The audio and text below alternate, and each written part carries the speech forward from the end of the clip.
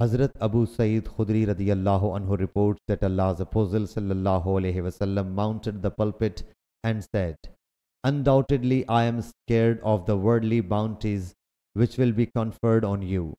Then he sallallahu alaihi wasallam mentioned the mundane blessings and thereafter their fascination one after another. Whereupon a man got up and submitted, "O Allah's Apostle sallallahu alaihi wasallam, will good cause evil?" The Prophet sallallahu alaihi wasallam remained silent. We said to ourselves, "Divine message is being revealed to him." So all the people kept quiet as if birds were sitting on their heads.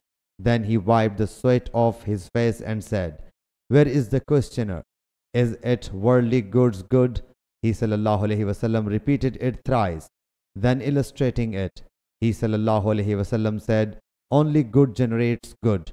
It is like the verdant vegetation of the spring, which sometimes kill the animals, or nearly kills it, except the grazing animal that grazes, and when its flanks fill, it stands in the sun, defecates and urinates, and again starts grazing. Undoubtedly this worldly property is sweet vegetation, but a good wealthy Muslim is the one who obtains the goods legally and then spends it on the orphans and the destitute.